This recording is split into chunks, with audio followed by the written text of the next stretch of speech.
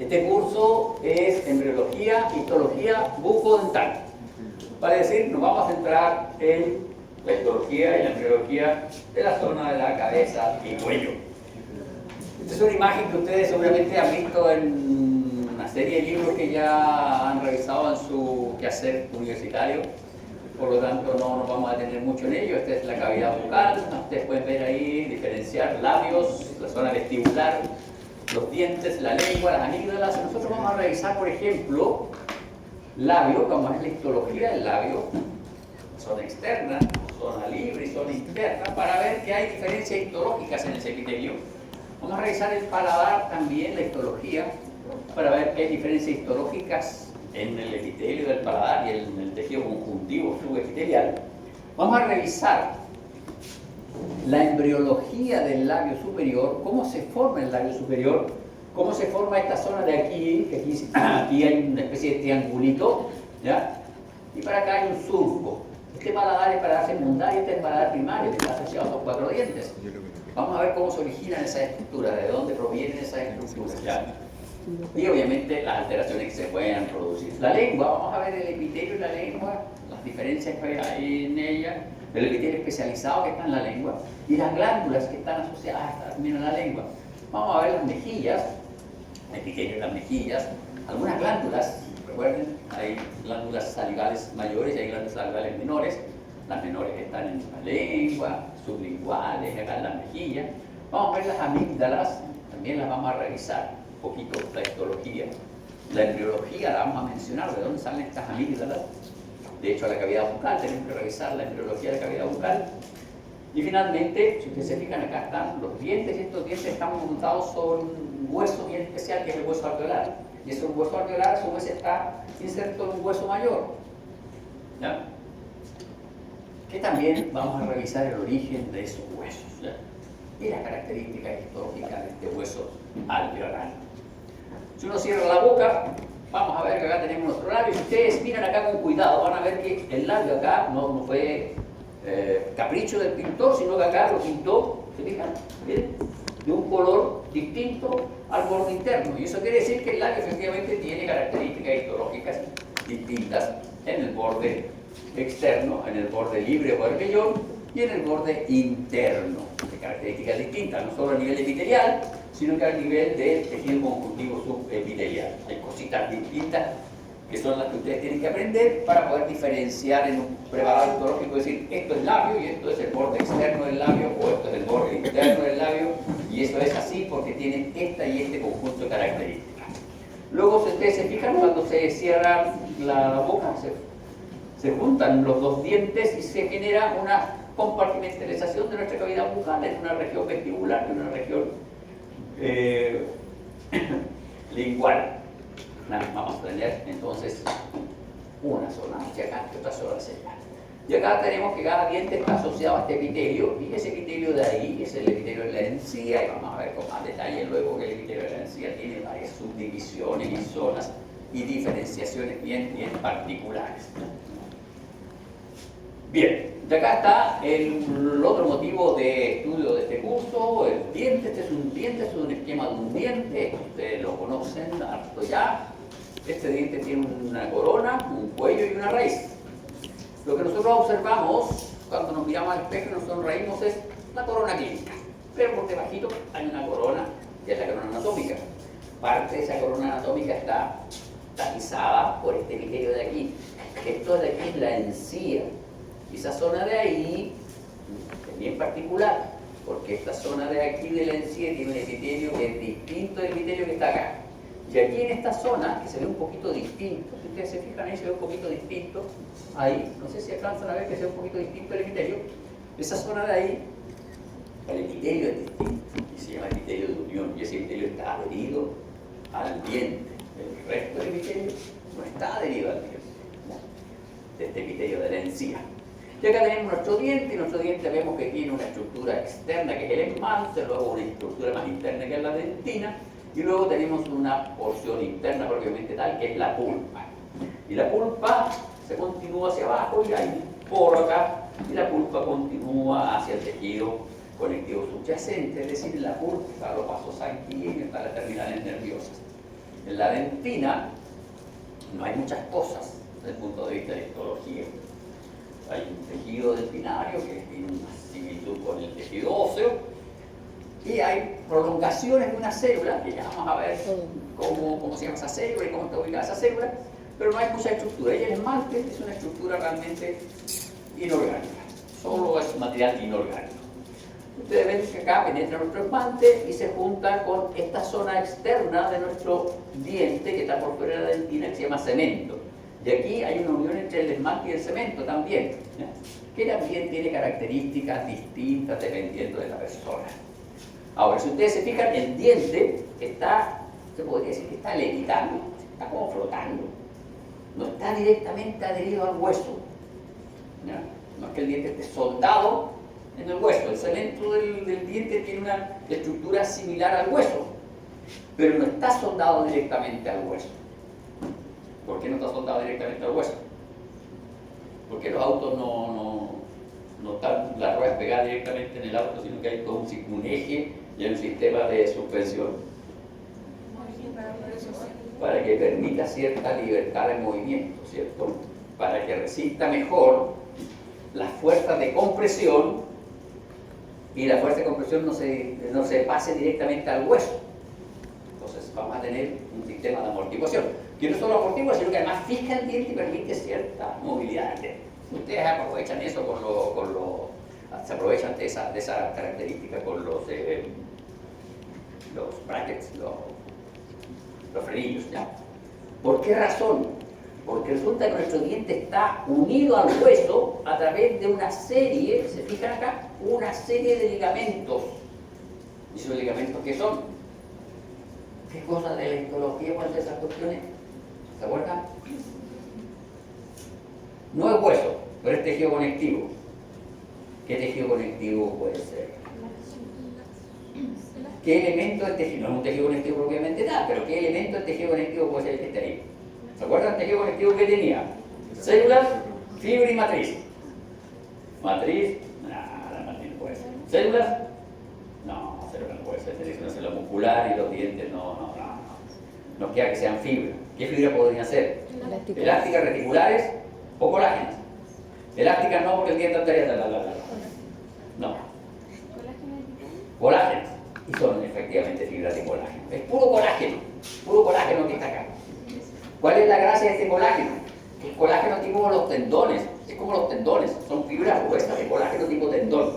Entonces, creo que lo mencionamos cuando vimos tendón. Si uno usa por un periodo de, 4 meses tacones altos, produce una compresión del tendón de Aquiles. Luego cuando uno baja a chalitas, a tacones normales, duele el tendón de Aquiles, ¿ya? ¿Por qué? Porque ese colágeno tracciona. Pasa lo mismo cuando ustedes ponen acá estos brackets. Si ustedes ponen un bracket de acá, comprimen esas fibras de ahí y traccionan las de acá. Y esas fibras le transmiten señales al hueso. ¿Y se acuerdan ustedes que yo dije que los osteocitos estaban así en su laguna osteocítica y tenían sus patitas para todos los lados, pero estaban pendientes del medio ambiente? Tenían sensores, tenían cilios primarios. Y si se comprime aquí este hueso y se tracciona este hueso, estos osteocitos de estos huesos responden. Y eso es lo que les permite a ustedes, como dentistas, poder amoldar, arreglar los dientes de su paciente, ¿ya? Que los dientes de su paciente se movilicen un poco. Porque si esto estuviese soldado directamente al hueso, eso no se podría hacer. Sería mucho más complejo. Sería menos funcional desde el punto de vista de la mecánica y sería mucho más complejo la movilización de los dientes, mover estos dientes. En cambio, como está así, es mucho mejor. Y estas cositas, estas fibritas, obviamente tienen nombres y nosotros vamos a aprender el nombre de cada una de ellas, vamos a aprender a reconocerlas. Se fijan acá, hay unas fibritas que unen la encía al diente y estas otras unen el diente, el cemento del diente, al hueso. Y este hueso es un hueso alveolar que tiene ciertas características bien particulares, ¿ya? Eso es lo que tenemos que aprender nosotros de nuestro diente. ¿Cómo se estudia el diente? El diente se estudia en histología de dos formas. Una, corte de diente desgastado, es decir, se toma un diente y se corta en una sierra de estas para cortar piedras. ¿Sabes que tienen los artesanos que hacen trabajo en piedra cruz, en este tipo de piedra? se cortan laminitas delgaditas y luego se lijan hasta que queden bastante delgaditas y luego se miran a trasluz. Diente desgastado. Con ese diente desgastado lo único que podemos observar es solo la materia inorgánica del diente. Por lo tanto vamos a ver esmalte y vamos a ver dentina y el cemento. Pero todo lo que es la pulpa y todos los elementos celulares que estén presentes en la dentina no se van a observar porque no están presentes, desaparecieron.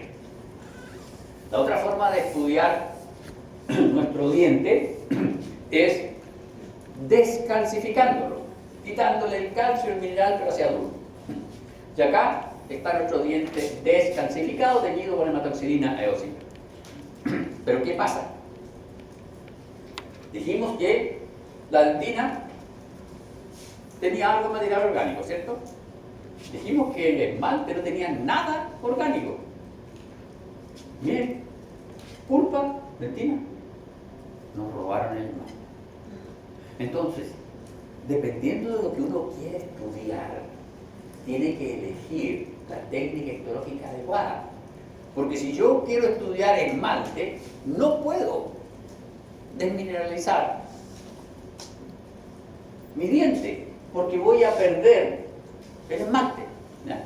Si yo quiero estudiar las células que están presentes en la pulpa y quiero ver que efectivamente hay células que proyectan, ¿no?, su citoplasma hacia la dentina, no puedo usar un diente desgastado, debo usar un diente descalcificado, porque ahí voy a ver, aquí ve, aparecen vasos sanguíneos, aparecen fibras nerviosas y aparecen células, y si uno mira con cuidado a ver que estas células, que se llaman ameroblastos, no son ameroblastos, son los odontoblastos.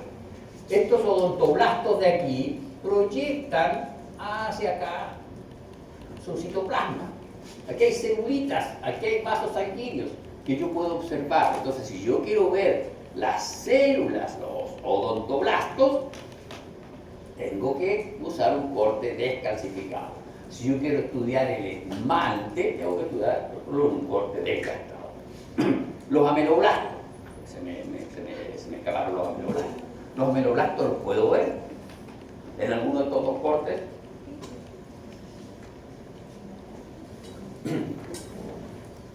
La pregunta era capciosa. Recuerden, a este caballero le gusta hacer preguntas capciosas.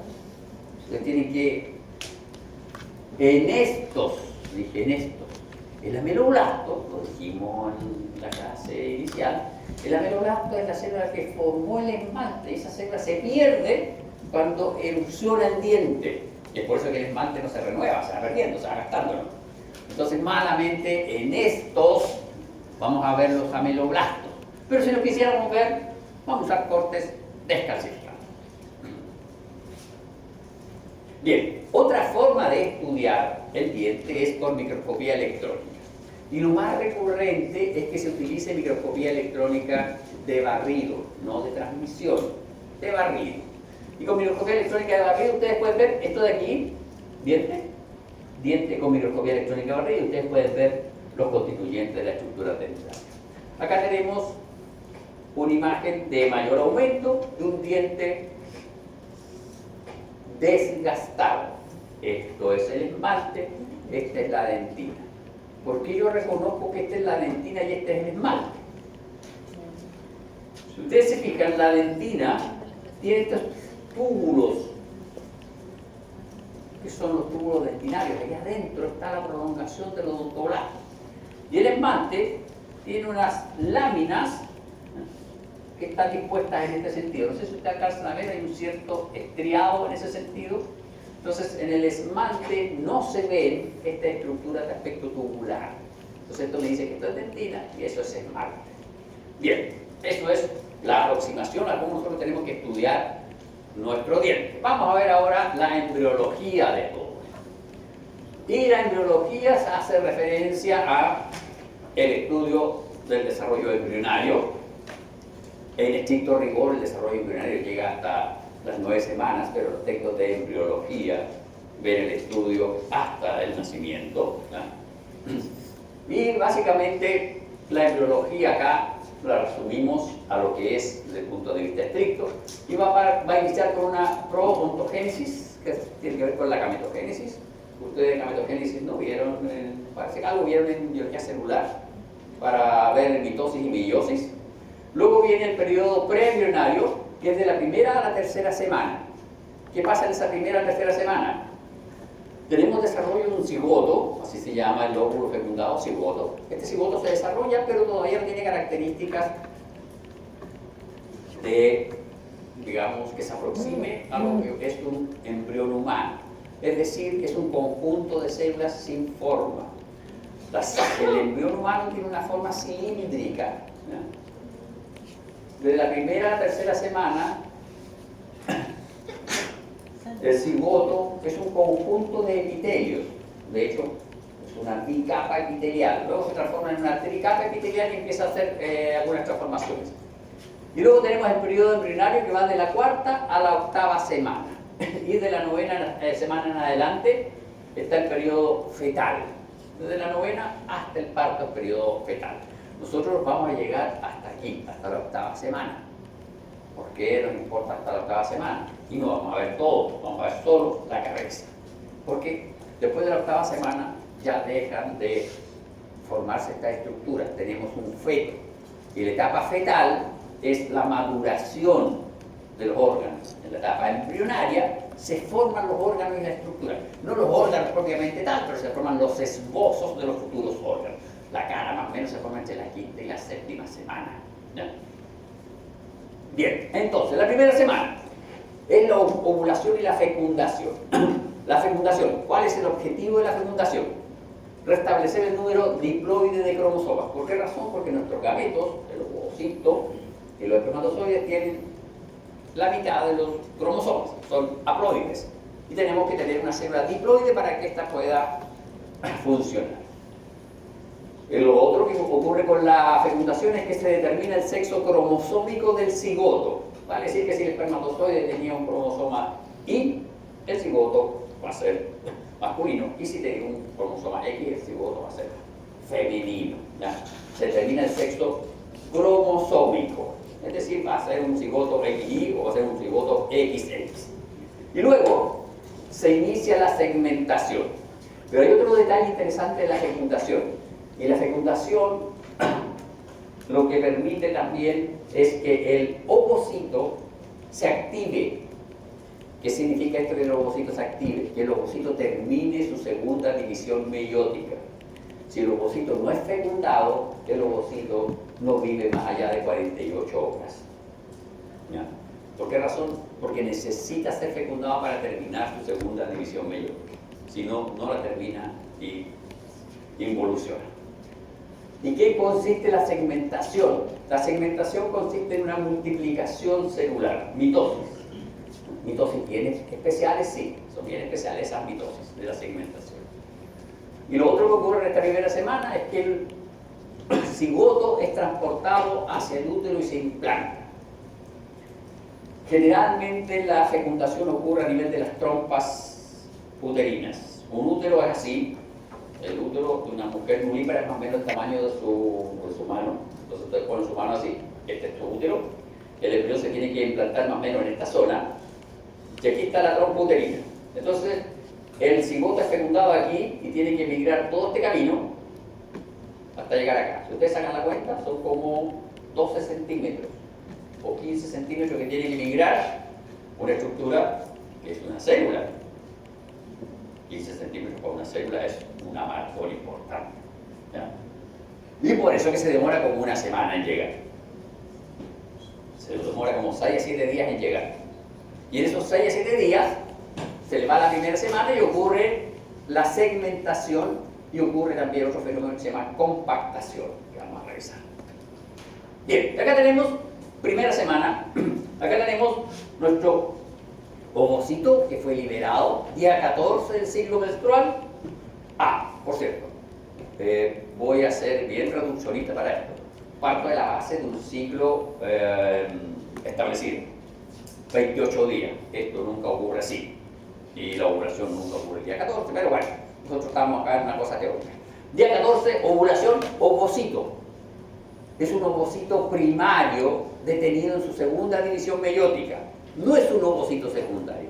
Cuando es fecundado pasa a ser ovocito secundario, porque ahí recién termina su segunda división meiótica. Pero de ovocito secundario vive súper poco porque inmediatamente es cigoto porque ya está fecundado. ¿Ya? ¿Qué sucede? Sucede que aquí en esta zona, que se llama ampolla de la trompa uterina o del conducto, es fecundado. Y ustedes pueden ver acá, muchos espermatozoides, es fecundado. Este dibujo está malo. Este es de la última edición del Lachman, pero está malo. ¿Por qué está malo?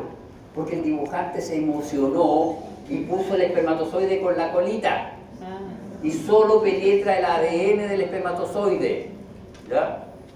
La membrana del espermatozoide se fusiona con la membrana del ovocito y solo penetra la cabeza, que tiene el núcleo del espermatozoide. O sea, acá este espermatozoide no tiene nada que andar haciendo. ¿Ya? Pero sí está correcto en qué? En que el ovocito es ovulado con su corona radiada y con su zona pelúcida.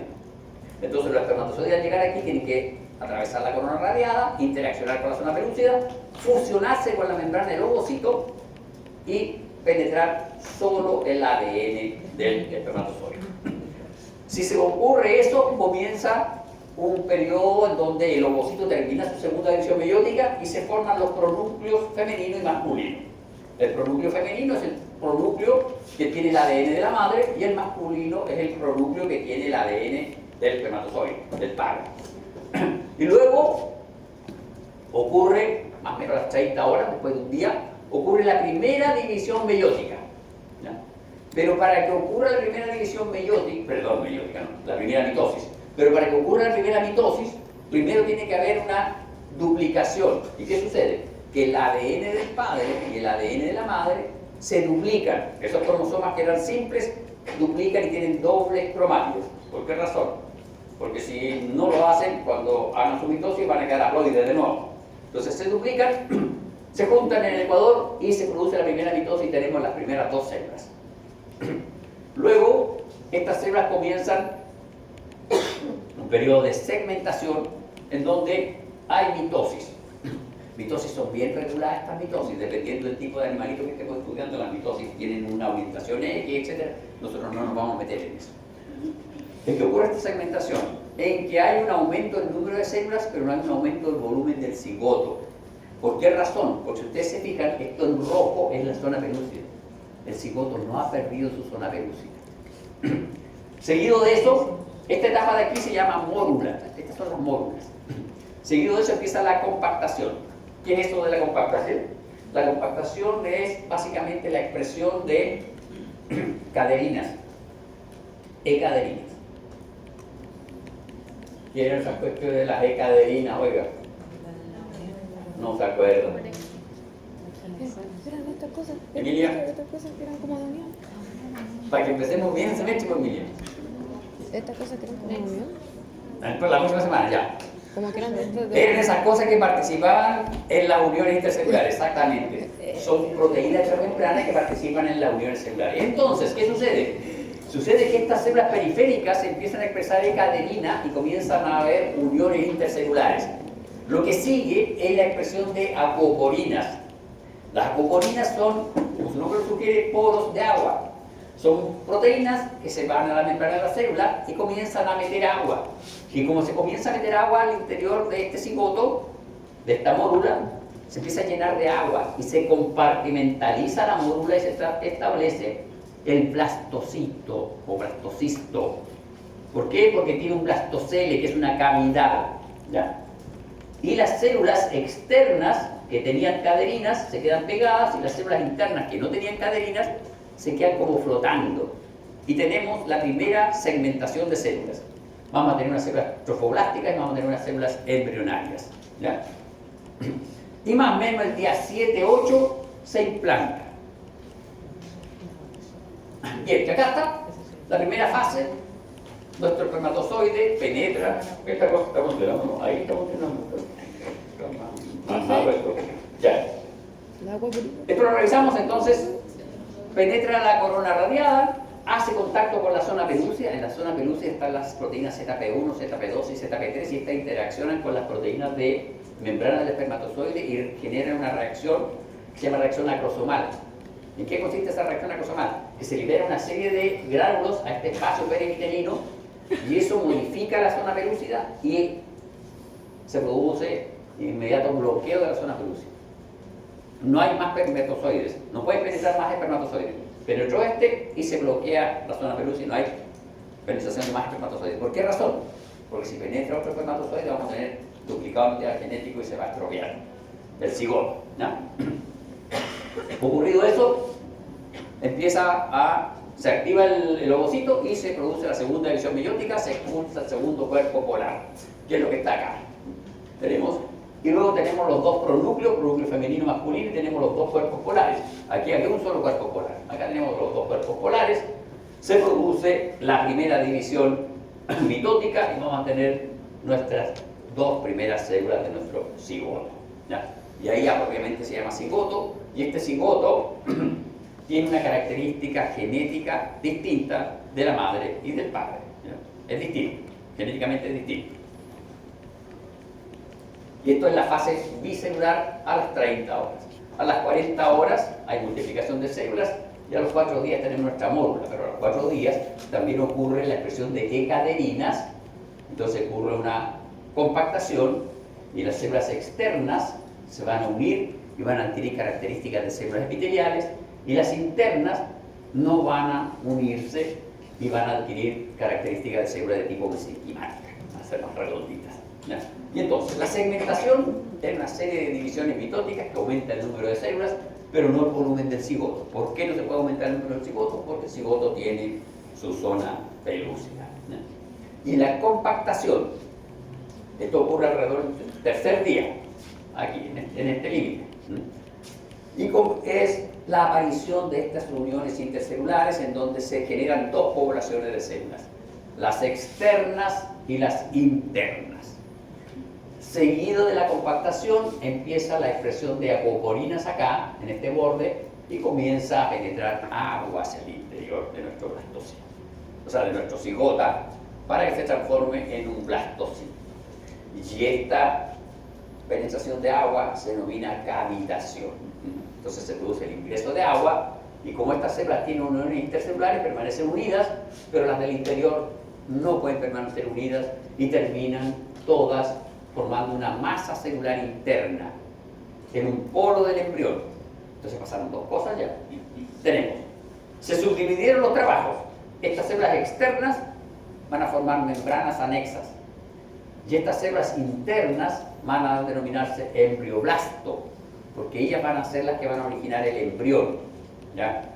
Y estas células de la parte externa van a pasar a denominarse trofoblasto, ¿ya? Y esta estructura con esta cavidad, con este celoma, con este hoyito, se va a llamar blastocisto o blastocito, depende del libro que ustedes lean, ¿ya? La zona pelúcida todavía está presente. ¿Qué sucede luego de esto? Se produce la eclosión. ¿En qué consiste la eclosión?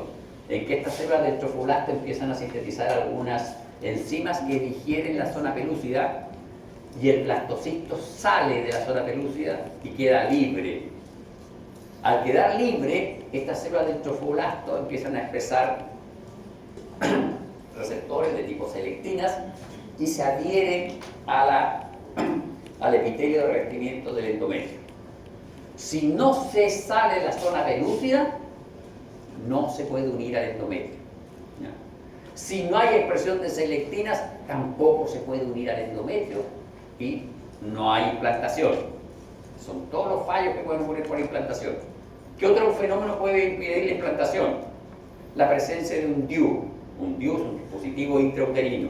Estos impiden también la implantación porque modifican el pH y generan un efecto de elemento extraño, ¿ya? Entonces impide la implantación. Entonces tiene que romperse la zona pelúcida, fenómeno de eclosión, se tienen que expresar estas selectinas para que nuestro blastocisto se pueda unir al endometrio. La eclosión es cuando las células del trofoblasto secretan enzimas que digieren la zona pelúcida. La zona pelúcea son proteínas, la ZP1, ZP2 y ZP3. Esa digestión produce un debilitamiento de esa zona y por esa zona eclosiona el blastocito. ¿Por qué tiene que eclosionar? Porque tiene que estar así, libre, 4,5 días. Está libre y estas celulitas de aquí, es súper interesante, estas celulitas de aquí, de esta zona, porque ya está polarizado, son las que expresan las selectinas y entonces por esa zona se pega al endometrio. Y obviamente el endometrio tiene que estar preparado para ello. Si ustedes hacen un flujo simple, Ay, los dibujos. Ya empezamos por los dibujos. en el 14 se ovuló, ¿cierto? Suben 7 días. 6 a 7 días. Tenemos la ventana del 20 al 22, que es la ventana en donde el endometrio está preparado para la implantación. Y el endometrio sufre un montón de modificaciones histológicas que no las vamos a revisar, no viene al caso de revisarlas, pero ahí se implanta. Cuando se implanta, se producen dos cosas. Uno, se modifica el endometrio y dos, las células del trofoblasto comienzan a proliferar y forman un nuevo tipo de tejido, que es un conglomerado celular sin divisiones intercelulares. Es decir, estas células del trofoblasto hacen mitosis, generan una población y esa población se van sumando una a la otra y pierden su individualidad y pasan a denominarse células del sincitio trofoblasto. Y vean ustedes, aquí están dibujadas con color verde y estas son las del citotrofoblasto, sincitio trofoblasto. El sincitio trofoblasto tiene una característica bien particular, es un tejido muy invasor. De hecho, en algunos libros aparece como, comillas, un tejido canceroso de progresión regular. Y es comillas, porque si el sincitio trofoblasto pasa a la sangre materna, puede generar tumores sincitiales en otras zonas de la madre, ¿ya? En otros tejidos. ¿Por qué? Porque aquí está el epitelio y aquí está el endometrio, el tejido conectivo del endometrio, y aquí hay vasos sanguíneos de la madre, que son súper importantes porque van a nutrir al embrión. Entonces, tenemos nuestro embrioblasto, tenemos nuestro citotrofoblasto y nuestras células del sincitio trofoblasto, y esto empieza a penetrar, empieza a meterse en el endometrio, ¿ya? Aquí hay una cosa súper interesante. La implantación tiene 3 fases: la aposición, la adhesión y la invasión.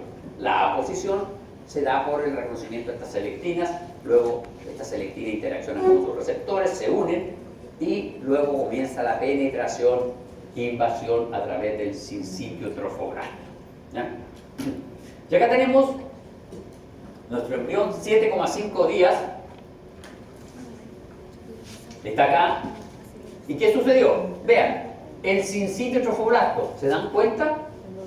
Ya no hay, en la anterior habían divisiones que mostraban que eran celulitas independientes. Aquí es una masa, por eso se llama sincitio. Es una masa de tejido que empieza a progresar hacia el estroma edematoso del endometrio. Acá están las glándulas uterinas, aquí está el epitelio de revestimiento y nuestro citotrofoblasto sigue progresando. ¿Y qué pasó con la masa celular interna? El embrioblasto. El embrioblasto se volvió a diferenciar y diferenció 2 capas celulares.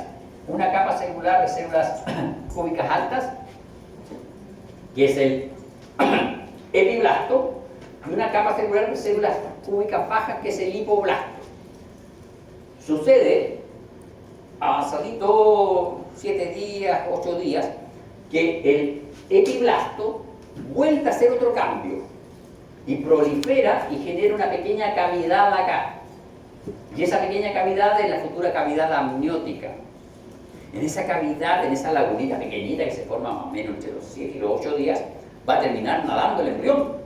Entonces ese amnio es súper importante, esta cavidad amniótica. Y el epitelio que queda por encima se va a diferenciar en amnioblastos, que van a formar la membrana amniótica. Entonces esto está sugiriendo una cosa: que esto va a formar la membrana del amnio, que esto va a ser el espacio con agua donde va a estar flotando el embrión, y que este tejido va a formar el embrión.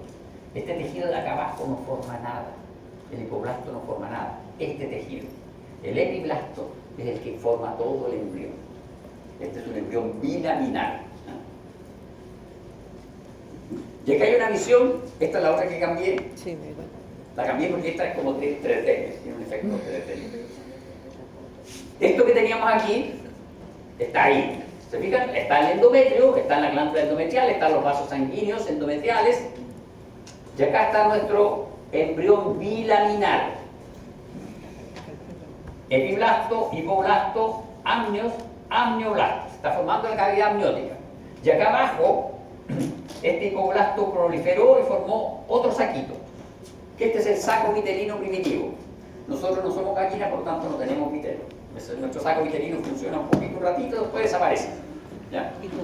¿Y qué va a suceder ahora? Ahora van a suceder una serie de cosas bien interesantes. Primero, esta zona de aquí, en esta región, se va a unir y van a formar una cosa que es bien interesante que se llama membrana bucofaringea. Membrana bucofaringea. Oh, ¿será una membrana que tiene que ver con la boca? Sí, es una membrana que tiene que ver con la boca. Y esa membrana, durante el desarrollo embrionario, vamos a ver que más o menos, después en el embrión, en el desarrollo del embrión, va a quedar ubicada más o menos por ahí por donde está la úvula. Ahí va a quedar la membrana bucofaringea. Entonces, desde la úvula hacia adelante, es ectodérmico. El epitelio desde la úvula hacia atrás es endodérmico. Entonces se forma esta membrana bucofaringea. Y lo otro que sucede es que acá en el polo opuesto, se forma una pequeña constricción de las células que comienzan a formar una estructura que se llama línea primitiva. Entonces esto queda así. Nuestro embrión, que era una placa simple, sufre dos modificaciones. Se forma una membrana bucofaringea y acá se forma una pequeña constricción que es la línea primitiva. Y esta línea primitiva tiene un gobernáculo acá que se llama nodo de Hensen. ¿Y qué pasa por esta línea primitiva? Sucede que estas células que estaban formando el epitelio del epiblasto pierden sus uniones intercelulares y dicen, ¿saben qué? Yo me voy a ir de paseo. Y estas empiezan a migrar así, estas empiezan a migrar así. Se produce migración. Por esa línea primitiva y por ese nodo, migran, se meten aquí. Van desde aquí y se meten aquí entre medio de estas dos. Se van y se ponen debajo. Y al irse debajo, lo que hacen es desplazar a las células del hipoblasto. Las desplazan y forman el endodermo. Y luego las que van quedando entre el endodermo y el epiblasto, que a futuro va a ser ectodermo, van a formar notocorda, van a formar mesodermo. ¿Ya? Y van a migrar hacia acá. Y aquí se producen dos cosas. Hay una migración súper rápida de unas celulitas que van a formar la placa notocordal que va a quedar aquí. Y luego van a migrar otras que van a formar la notocorda. La notocorda es esencial, nosotros somos cordados, tenemos notocorda. La notocorda es el primer eje que tenemos en nuestro cuerpo. La notocorda va a servir para eje cefalocaudal y lateral. Pero ya se dan cuenta, nuestro embrión, que era una masa de células, se transformó en una bicapa de células y luego cuando era una bicapa, generó polo cefálico, polo caudal y polos laterales. Se complicó todo entre el séptimo y el noveno día. Y ahí está nuestro embrión. Y esto es lo que pasa. Aquí tenemos nuestro esquema del embrión. Este es nuestro embrión. Y aquí está nuestro nodo primitivo, nodo de Hensen. Y aquí está la línea primitiva y las celulitas ahí están migrando hacia los lados. Migran hacia los lados. Acá no se ve la membrana bucofaringea en este esquema, pero sí se ve en el esquema siguiente. Membrana bucofaringea, placa notocordal. Y aquí hay algo súper interesante. Porque la notocorda migra hasta aquí, porque esta placa la detiene, pero las células que van a formar el tejido nervioso migran también hasta esta zona, hasta aquí. Y es raro, porque eso implicaría que tendríamos la boca acá arriba. ¿Cierto? Sí, cuando somos un embrión de 3 capas de células, somos un embrión así, un sándwich de 3 capas de células, la boca está aquí adelante, y aquí está el cerebro y aquí está la boca. Un pescado. Está complicada la cosa. Algo tiene que pasar, algo tiene que pasar. Ya que hasta los ejes de migración, aquí hay otro detalle interesante. Esta es la placa anal. Esta es la membrana bucofaríngea, esta es la membrana anal. Aquí se va a formar la cloaca. De esa membrana anal se va a generar el ano y se va a generar la porción urogenital. Bien, migramos nuestras células y aquí se establecen varias cosas. Primero, céfalo caudal, lateral, pero no solo lateral, sino que izquierdo o derecho. Porque si ustedes se fijan, los patrones de migración son súper precisos y estos van a formar mesodermo paraxil. El mesodermo paraxil forma determinadas estructuras en el embrión. Estos van a formar mesodermo lateral y estos van a formar mesodermo extraembrionario. Entonces, depende de la zona donde migre, está todo diseñado ya. Lo que era un epitelio se transformó en una serie de territorios. Ahora, para que esta transformación ocurra, obviamente tiene que haber una serie de factores. Uno de los más conocidos es que aquí hay una gradiente de ácido retinoico que genera esto. Pero además de eso hay expresión de los FGF, una serie de los BMP, todos estos morfógenos que participan en esto. Pero para nuestro interés, membrana rostral, vamos a tener nuestra membrana bucofaríngea, pequeña región del ectodermo fuertemente unida al endodermo, que representa la futura apertura de la cavidad bucal. ¿No? Esta membrana bucofaríngea la perdemos nosotros si no tendríamos una lámina ahí, en la mitad del agujero ciego de la lengua hacia adelante tendríamos una lámina, la perdemos. Se forma la placa precordal y se forma la membrana cloacal y se definen izquierda-derecha. Y si un grupo de células migra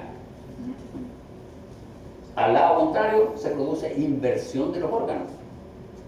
Uno nace con el corazón al otro lado. Eso es domicilio primario. Sí, se llama dextrocardia, el corazón está hacia el lado derecho. En los libros de Embryo antiguo había un cuento, no sé si es cuento, fábula ya, de un tipo que lo mataron. Era cuento, yo creo, porque lo fusilaron. Los fusilan, le ponen una cosita aquí para dispararle al corazón. Le dispararon al corazón. El tipo quedó vivo. Se ejecutó la sentencia, por lo tanto, quedó libre. Tenía dextrocardia, el corazón está pasado hacia el otro lado. ¿Ya? Para que sea fábula, tienen que ser animales, profesor. No, pero que ya pues cuento así de miles de años. Y acá está. Entonces, ¿qué tenemos? Tenemos que nuestro embrión es plano, así. Pero tenemos que llegar a un embrión que tiene forma, ustedes tienen forma cilíndrica, no son planos. Entonces, ¿qué ocurre? Ocurre que esta línea primitiva desaparece y genera, asociado con la notocorda, una diferenciación de este ectodermo. Y este ectodermo forma esto, que es la placa neural. Y esta placa neural se forma desde la placa precordal hacia casi las proximidades de la membrana cloacal. ¿Ya? Membrana bucofaríngea, boca. Esta placa neural comienza a hacer eso. Así está la placa neural, comienza a hacer eso. Se comienza a invaginar. ¿Está así? Se comienza a invaginar y luego se va a cerrar y va a formar el tubo neural. Entonces, el sistema nervioso central es ectodérmico. Y una vez que se forma el tubo neural, esto se pliega. No hay cuadro.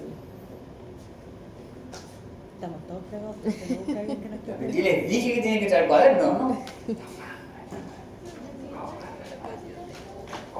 ¿Para qué? Si uno Entonces, toda la... tenemos nuestro embrión que tiene, ahí está, 3 capas. origami. 3 capas, este es nuestro embrión, tiene 3 capas. Lo que sucedió fue que aquí se formó el surco neural, aquí en el techito se formó el surco neural y formó el surco y después formó el tubo y quedó así. Pero lo que sigue es que el embrión se pliega lateralmente para formar un tubo y se pliega también en el sentido céfalo-caudal y queda como, era así, y queda como una letra C. ¿Ya? Y cuando se pliega en el sentido céfalo-caudal, que tenemos acá nuestro embrión, acá está nuestro embrión, vamos a dibujarlo así simple, aquí está nuestra membrana bucofaríngea, aquí está nuestro tubo neural. Cuando esto se pliega, El tubo neural queda así y la membrana bucofaríngea queda ahí. Porque esto se plegó. Y con eso conseguimos que la membrana bucofaríngea quede rostralmente. Y además conseguimos que tener forma. Vamos a poner un punto aquí. Aquí tenemos nuestro punto, nuestra membrana bucofaríngea. Esa es nuestra membrana bucofaríngea. Si esto se pliega, ¿dónde quedó la membrana bucofaríngea? ¿Dónde tiene que quedar? Aquí adelante también está el corazón. También el corazón queda ventral, ¿ya? Entonces eso es lo que sucede a nuestro embrión. Plegamiento céfalo, caudal y lateral. De aquí está. Ahí está la membrana bucofaríngea, se pliega y finalmente nuestra membrana bucofaríngea queda en la localización que todos conocemos, ¿ya? Y eso genera que esta partecita de aquí de la boca tenga epitelio ectodérmico y hacia adentro tenga epitelio endodérmico. Y que, si ustedes se dan cuenta acá, vamos a estar la reserva. Lo plegamos así, pero ahora tengo que plegarlo en este sentido. Cuando yo lo pliego en este sentido, no sé si se dan cuenta que aquí se forman como repliegues, queda mal. Ajá. Aparecen unos repliegues aquí. No. Y estos repliegues son como branquias, son los arcos faríngeos. Aquí está la boca primitiva, aquí están los arcos, 1, 2, 3, 4, el quinto no existe en lo humano. Y tienen distinto tamaño porque tienen distinta progresión, no se forman los 4 al mismo tiempo. Se forma el primero, luego el segundo, luego el tercero y el cuarto. Y este primer arco faríngeo va a formar nuestro maxilar superior y nuestro maxilar inferior. Vale decir que este arco va a migrar hacia acá, va a producir un proceso de fusión con los tejidos y hay fusiones verdaderas y hay fusiones falsas en eso, ¿ya? Y eso es lo que vamos a ver la próxima semana, ¿ya? Porque esta creo que era la última día. Esa es la última diapositiva. Esta es la última día. Acá tenemos nuestro embrión, ahí está nuestra membrana bucofaríngea, ¿se fijan? Se perforó, no se queda como membrana, se perfora. Y ahí están nuestros arcos faríngeos y por el interior los arcos tienen las hendiduras faríngeas. Es súper interesante eso de que el arco tenga una hendidura. ¿Se fijan en dónde está la primera hendidura faríngea? Ahí. Adelante. Esa es la hendidura faríngea y ahí está el primer surco de hendidura. ¿Se fijan? ¿Dónde están? En el primer arco. Primer arco, maxilar superior, maxilar inferior, y está justo sobre el primer arco. ¿Qué hoyo tenemos que nos comunique con el exterior sobre el primer arco? Oh, el oído externo. Y eso se comunica con la cavidad bucal. Sí, ¿por qué? Con la trompa bucal. Y resulta que esto pues lo vamos a ver, no es un hoyo, esta hendidura, este surco, no llega, no hace contacto con la bolsa, queda tejido al medio. ¿Qué puede ser ese tejido al medio? ¿Qué estructura tiene usted que separa el oído externo del oído interno? La membrana. Y una cosa que no puede pinchar usted porque si se rompe el Membrana tímpano. timpánica. Se queda el tímpano. Ya, eso es.